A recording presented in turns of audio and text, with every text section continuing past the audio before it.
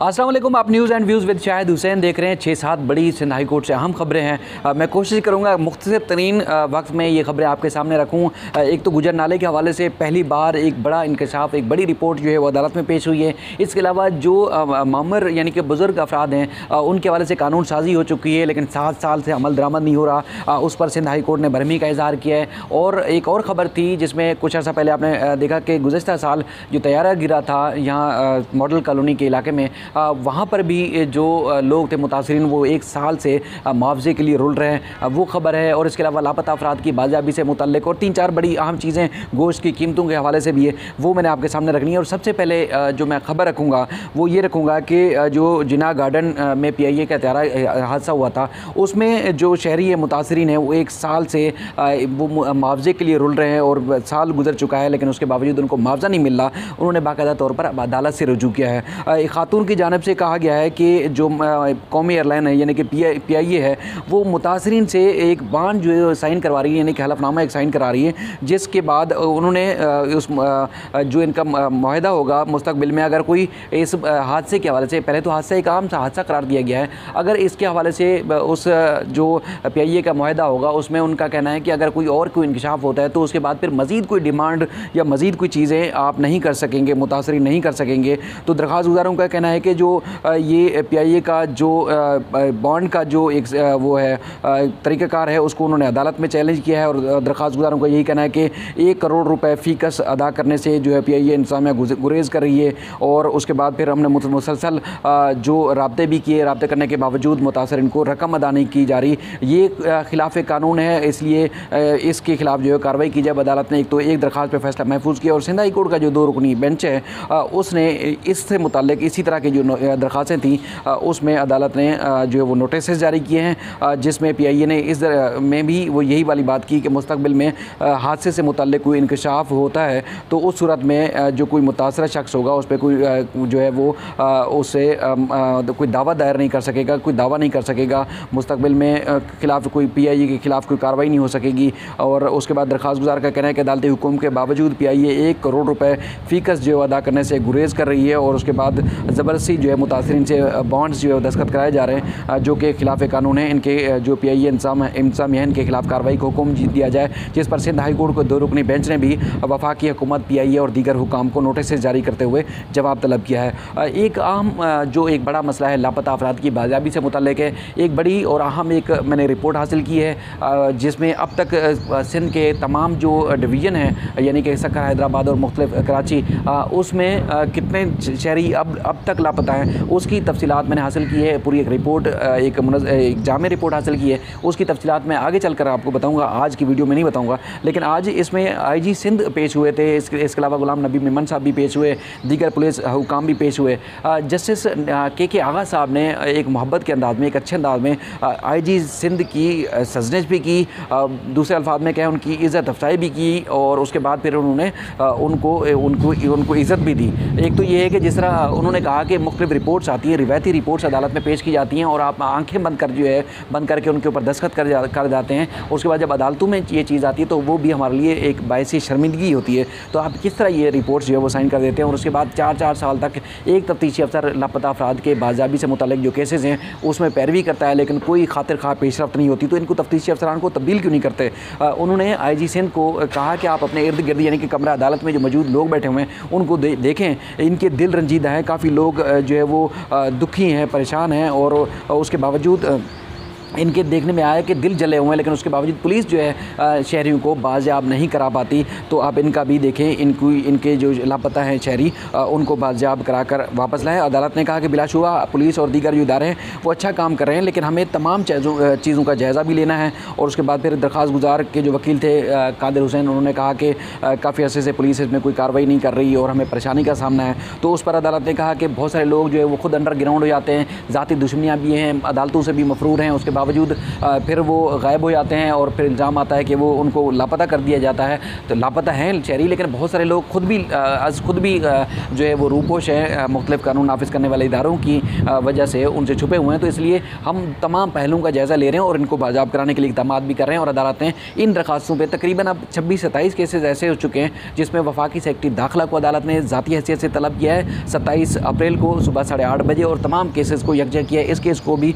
अदालत ने उस दिन के लिए रखा है। और इसके अलावा आगे चलकर एक और बड़ी खबर है, ओ और ए लेवल के जो इम्तिहानात हैं, ज़ाहिर है वो बैनुल अक़वामी सतह पर वो इम्तिहानात होते हैं। तो उसमें जो यहाँ कराची में जो बच्चे हैं वो और ए लेवल के, उन्होंने इम्तिहानात ना करने के हवाले से सिंध हाई कोर्ट में दरख्वास्त दायर की है कि कोरोना वबा का फैलने का खदशा है, इसलिए इम्तिहानात जो फ़िज़िकल इम्तिहानात हैं वो ना किए जाएँ। आज वफाकी हुकूमत की जानिब से वफाकी वज़ीर तालीम की जानिब से जवाब जमा कराया गया है, जिसमें कहा गया है कि NCOC के फ़ैसले के मुताबिक इम्तिहानात की इजाज़त दी गई है और ओ और ए लेवल के जो इम्तिहानात का इनकाद है वो पॉलिसी के मुताबिक हो रहा है। सूबाई वज़रा जो तालीम है उनसे मुश्तरका इजलास में इसे फ़ैसला हुआ था। तो अब अदालत ने कहा है कि वफाकी हुकूमत से मुशावरत कर लें और उसके बाद आइंदा समात पर आके इस मामले में दलाइल दें। और अब यानी कि कल इस मामले की मज़ीद जो है वो कार्रवाई होगी, समात होगी। इसमें बड़ी तादाद में तलबा भी पेश हुए थे, हम देख रहे थे, वहाँ नारेबाजी भी कर रहे थे। ये वीडियो भी आपको नज़र आ रही होगी कि एक तरफ वो कह रहे हैं कि इम्तिहानात मुलतवी किया जाए और दूसरे एक हजूम की शक्ल में वो खुद अदालत में पेश हुए।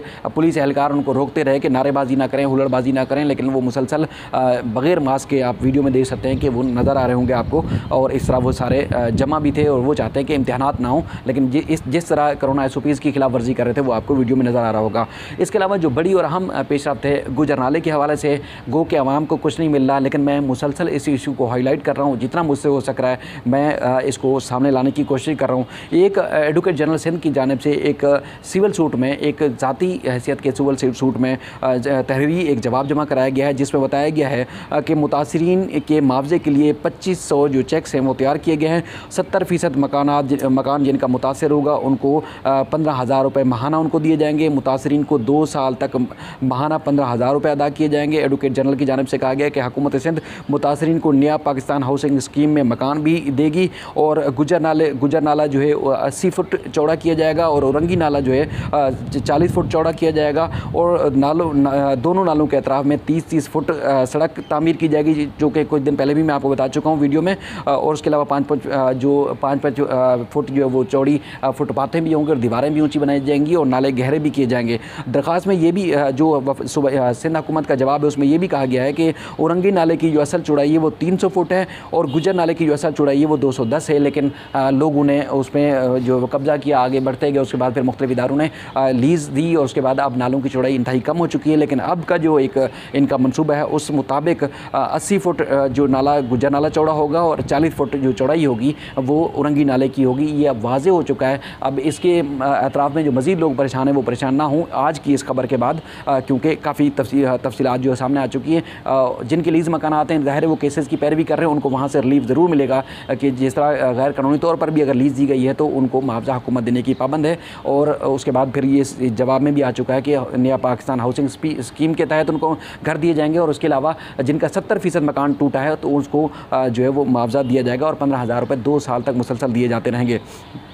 आगे एक और बड़ी और अहम खबर है, हमारे दोस्त मुमताज़ जमाली थक रहे हैं।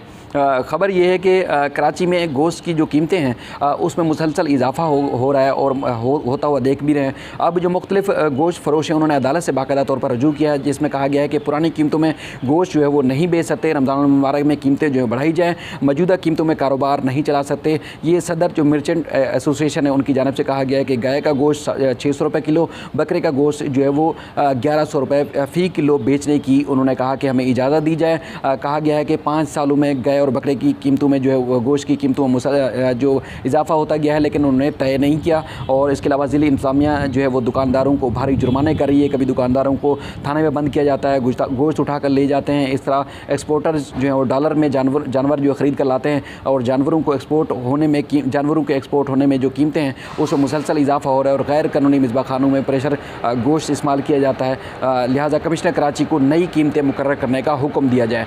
ये बड़ी अहम खबर है। और अब आखिरी खबर जो मैं आपके सामने रखूँगा वो ये है कि जो बुज़ुर्ग अफराद हैं उनको 25% रियायत ना देने के खिलाफ केस की समाअत थी और आज़ादी कार्ड के इजरा का मामला मुसलसल 7 साल से इल्तवा का शिकार है। अदालत ने चीफ सेक्रेटरी सिंध को ज़ाती हैसियत से तलब किया है। जस्टिस मोहम्मद अली मज़हर की सरबराही में 2 रुकनी बेंच ने इस केस की समाअत की और 5 मई को कहा कि चीफ सेक्रेटरी पेश होकर इस मामले की वजाहत करें। अदालत ने कहा कि तौहीन अदालत की दरख्वास्त भी चीफ सेक्रेटरी के खिलाफ ज़ेर समाअत है, लेकिन अभी जो हम वैसे बुला रहे हैं और उनसे वजाहत मांगेंगे कि जब कानून साजी की जाती है तो उसके बाद अमल दरामद क्यों नहीं होता, उसकी तफसीलात पेश की जाए। जस्टिस मोहम्मद अली मज़हर ने अपने रिमार्क्स में कहा कि कानून तो बना लिया जाता है लेकिन उस पर अमल दरामद नहीं किया जाता। सीनियर जो सिटीजन्स हैं यानी कि बुज़ुर्ग जो शहरी हैं वो वेलफेयर एक्ट के तहत जो बनाया गया एक कानून है उसको 7 साल गुजर चुके हैं। आज़ादी का कार्ड बनाने में जो है वो पेशरफ्त क्यों नहीं हुई। अदालत ने इस पर भी सेक्रेटरी वेलफेयर जो थे उन पर बरहमी का इजहार किया और कहा कि ऐसा कौन सा काम है जो होकर नहीं दे रहा, करना